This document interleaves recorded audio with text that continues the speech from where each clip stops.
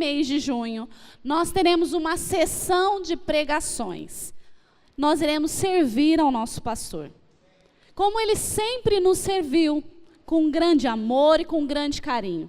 E antes de iniciar a palavra, pastor Márcio, para mim é um privilégio iniciar essa sessão, porque se hoje eu estou aqui, é porque um dia o Senhor investiu tempo na minha vida, o Senhor gastou em diversas áreas, seja no louvor, seja me orientando, seja me ensinando, e hoje eu posso ministrar a palavra do Senhor por aquilo que o Senhor investiu na minha vida. E para mim é um grande privilégio, embora a gente fica meio trêmula, né? O pastor está aqui vigiando, a gente fica com esse receio, né? Se a gente fala alguma besteira, mas abre o seu coração e que o Espírito Santo fale com você, que a palavra não venha de mim, como assim o Marcos já orou. Amém? Hebreus 5:14. Mas o alimento sólido é para os adultos, os quais, pelo exercício constante, tornaram-se aptos para discernir tanto o bem quanto o mal. E seguindo o exemplo do pastor, eu coloquei um tema na pregação. Igreja, é tempo de amadurecer. Quando eu li essa palavra, o Senhor me trouxe à memória o primeiro rei de Israel. Alguém se lembra quem foi o primeiro rei de Israel? Saul. E, em consequência, vieram à minha memória Jonatas e Davi. Então, nós vamos refletir a respeito dessas três pessoas, Saul, Jonatas e Davi, porque eles são bem diferentes. Nós temos, de um lado, um rei que foi escolhido pelo Senhor e tinha atitudes infantis. De um outro, tínhamos um jovem que tinha atitudes maduras. E no meio, nós tínhamos um amigo que entendia o propósito do Senhor e abdicou o reino, o seu lugar, porque ele confiava no Senhor. Saul, nós vamos iniciar lembrando que Samuel era aquele responsável por ungir o rei. E Samuel foi lá e ungiu a Saul. E ele era uma pessoa competente, uma pessoa que foi escolhida pelo Senhor para ser o primeiro rei. E o Senhor, quando Ele escolhe alguém, quando Ele me escolheu, quando Ele escolheu para você e você, Ele te deu algumas instruções. Quando Ele tem um plano específico, quando Ele tem algo específico, Ele te dá instruções de como você deve agir. E não foi diferente com Saul. Saul recebeu uma instrução do Senhor por meio de Samuel. E eu fiquei contente porque a irmã Sunamita veio falar dos dízimos e ela falou justamente um versículo que o Senhor falou o tempo todo ao meu coração, que logo eu vou pronunciar. E quando o Senhor escolheu a Saul, ele destrinchou, falou: olha, Saul, você vai fazer isso. E a ordem era para que Saul atacasse os amalequitas e destruísse tudo. Tem alguma dificuldade para entender essa frase? Saul teve dificuldade para entender essa frase. Sabe por quê? O que Saul fez? Ele desobedeceu. E uma coisa que o nosso Deus ama é a obediência. E Saul não se atentou àquilo que o seu Deus, o Deus que o escolheu, o orientou. Embora ele foi escolhido para reinar, Saul teve dedos para entender a mensagem. E achou melhor não destruir todo mundo. Ele aprisionou Agar e ainda falou assim: olha, esses animais são bem gordos. Nossa, essa espécie lá não tem. Eu acho que é bom a gente ficar com um punhado deles. Esses animais, nossa, acho que o Senhor vai gostar de fazer um sacrifício. Foi uma boa desculpa que Saul arrumou para não cumprir. Será que nós não temos feito a mesma coisa quando o Senhor nos ordena alguma coisa? Aí eu acho que é melhor assim. Porque se eu não fizer dessa forma, eu acho que o Senhor vai compreender, porque é para a obra. O Senhor vai me entender. E Saul, como eu e você, também quis dar um jeitinho na situação, de forma a não cumprir aquilo que o Senhor havia dito. Só que uma coisa que Saul não se atentou, é que quando ele fez a sua escolha, e desobedeceu ao Senhor, os seus filhos, a sua geração foi prejudicada. Quando o Senhor escolhe um rei, até nos dias de hoje, quem assume o trono? É o filho. E quem era o filho de Saul? Jonatas. Quando Saul escolheu desobedecer ao Senhor, Jonatas foi tirado do trono. Ou seja, um filho sofreu a consequência da escolha de um pai. Então você, pai, quando está escolhendo alguma coisa para sua casa, quando eu digo pai, inclui-se a mãe, os seus filhos vão viver a consequência. Se você escolhe não vir na igreja às quartas-feiras, o seu filho está sendo prejudicado por isso. Se você escolhe não vir nas EBTs, o seu filho está sendo prejudicado por isso, porque é sua escolha, pai. Saul foi rejeitado pelo Senhor, conforme a palavra nos orienta lá em 1 Samuel 15. Depois, lá na sua casa, você estuda 1 Samuel, do capítulo 15, até o final do 1 Samuel, dos últimos capítulos, até o 26, e você vai aprender a respeito dessa história. Hoje eu só vou contar meio por cima. Saul, enquanto rei, ele foi mentiroso. Porque Samuel o interrogou. Falou, olha, o que você fez? Qual foi a ordem do Senhor? Eu fiz de acordo com como o Senhor me instruiu. Eu destruí todos. E aí Samuel pergunta assim, e aqueles animais ali? Então Saul foi um homem mentiroso. Ele usou de desculpas. Não, mas aqueles animais eu escolhi para sacrificar ao Senhor. E aí vem o texto-chave que a gente conhece, que o Senhor prefere a obediência do que sacrifício. Saul, ele foi um rei orgulhoso. Por que orgulhoso? Porque quando Davi saiu vitorioso lá de Golias, as mulheres e as crianças saíram cantando que Saul matou milhares, mas Davi dezenas de milhares. Ele olhou e falou, quem é esse menino aí que matou mais do que eu? E o orgulho de Saul fez com que ele tivesse raiva de Davi. E Saul também era um homem abusado, porque ele sabia que o Senhor tinha escolhido a Davi. Porque ele foi escolhido. E ele sabia como era. Agora eu vou falar a respeito de Jonatas. Eu iniciei falando de Saul para nós identificarmos algumas características de pessoas. E eu quero ver em qual você se encaixa. Jonatas era uma pessoa amigável. Por que amigável? Porque quando Davi foi chamado para ir lá no reino de Saul, ele já se tornou amigo de Davi. E eles já se tornaram melhores amigos. Quem aqui tem um melhor amigo? Que compartilha, conta tudo. Isso faz bem para a gente. É bom ter melhores amigos. Eu tenho melhores amigos. Jonatas soube abrir mão do seu direito. E isso para mim foi marcante. Ele amou tanto a Davi, a Bíblia fala dessa forma ainda, que ele abriu mão do seu próprio direito.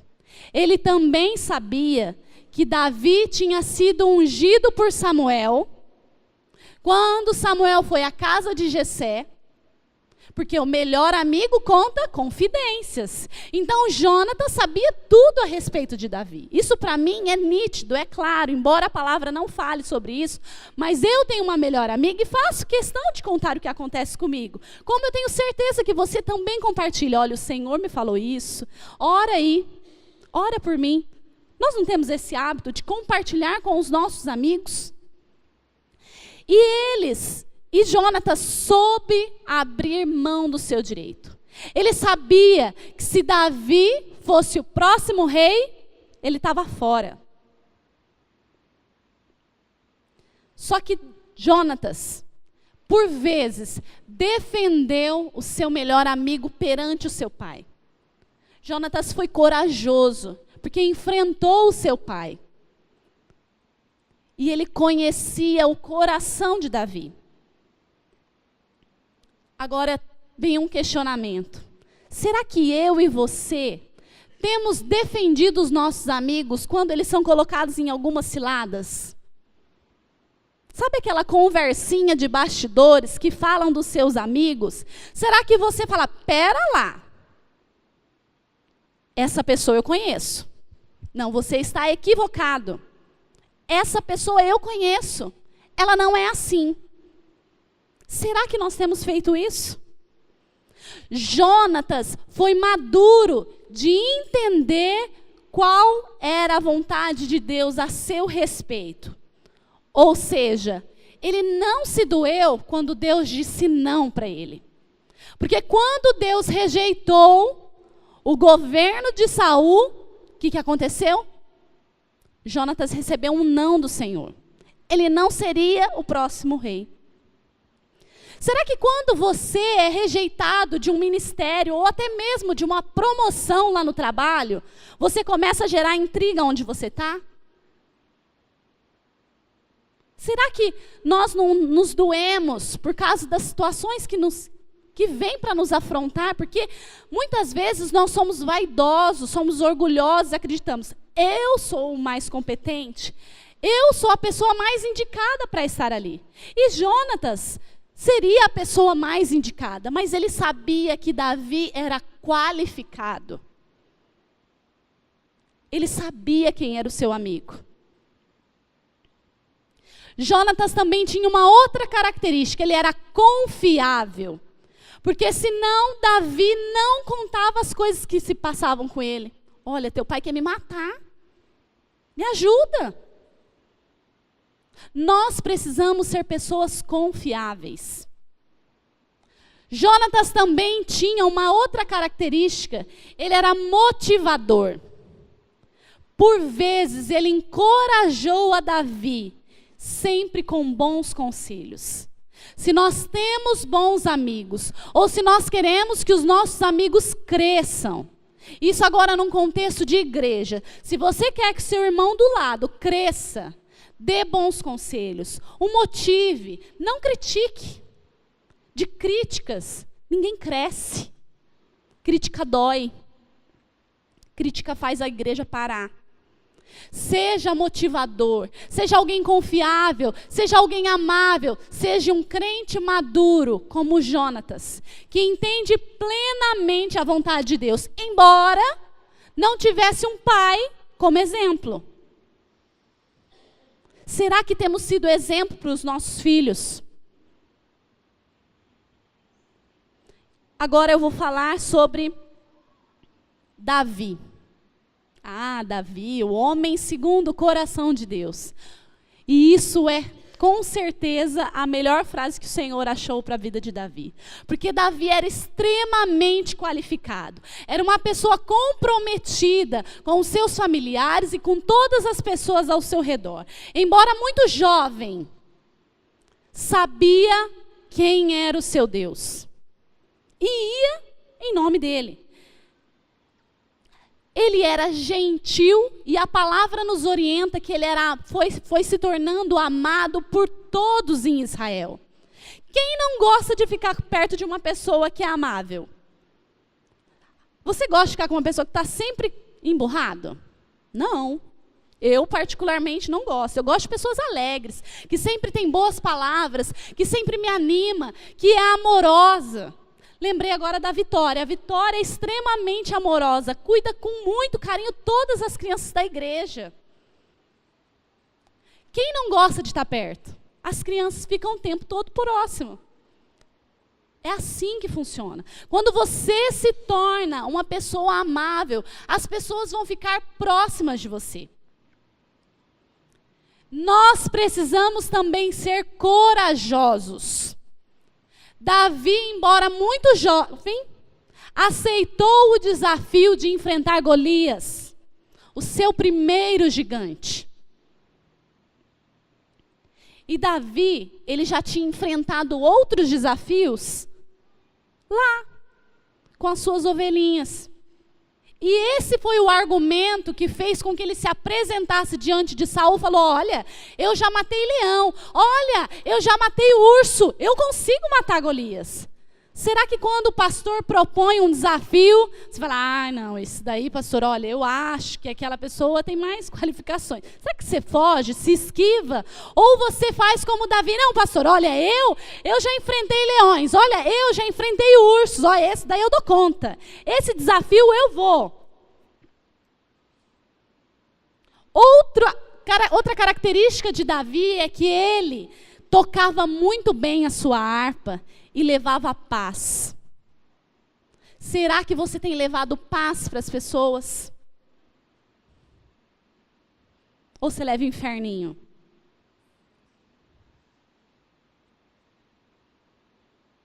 Davi, quando ele tocava a harpa, ele expulsava os demônios do seu maior inimigo, que era Saul. E ele fazia com amor, porque ele louvava ao Senhor. E Davi levou paz para o reinado de Saul, quando ele destruiu o gigante Golias. Porque o Golias era uma afronta para Saul, e ninguém queria enfrentá-lo. E Davi, quando derrubou Golias, ele trouxe paz por mais um tempo durante o reinado de Saul. Vocês já pararam para pensar?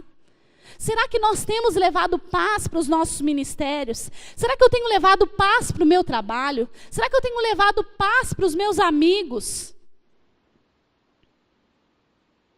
E em tudo que Davi fazia, havia compromisso, havia comprometimento. Em 1 Samuel 17,15, fala que mesmo Davi estando no palácio, ele ia lá ajudar o pai dele a cuidar das ovelhas. Ele já tinha mudado de escala, mas ele sabia que o pai dele ainda precisava dele. Outra característica de Davi é que ele tinha o Espírito do Senhor. Essa característica é semelhante a uma que nós temos. E nós temos o Espírito do Senhor, ele habita em nós. E a partir daí é que precisamos ser como Davi. E lutar as nossas lutas em nome do Senhor. Porque Davi, quando foi enfrentar Golias, ele não mediu Golias pela altura ou pela força. Ele falou: olha, eu venho em nome do Senhor. Porque nem a armadura serviu nele, porque ele era mirrado. Os outros eram todos fortes, dava certo, tinha muito peso. Ele falou: olha, tira esse negócio daqui que eu não dou conta. Eu vou do jeito que eu estou e em nome do meu Senhor. Outra característica de Davi é que ele entendia a hierarquia, tanto que foi abençoado por Saul para enfrentar Golias. Saul abençoa Davi para enfrentar Golias. Ele entendia que Saul era o rei.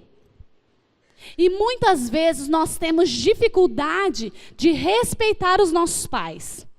Aí nós temos dificuldade de respeitar os nossos chefes. Aí nós temos dificuldade de respeitar os nossos líderes. E por consequência, o nosso pastor.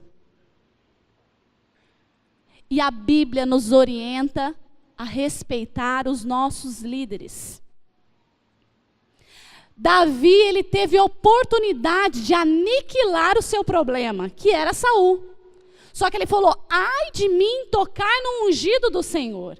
Ele sabia que a mesma unção que estava sobre ele, um dia esteve sobre Saul. E ele se recusou, embora teve oportunidade de acabar com a vida de Saul. Ele não o fez.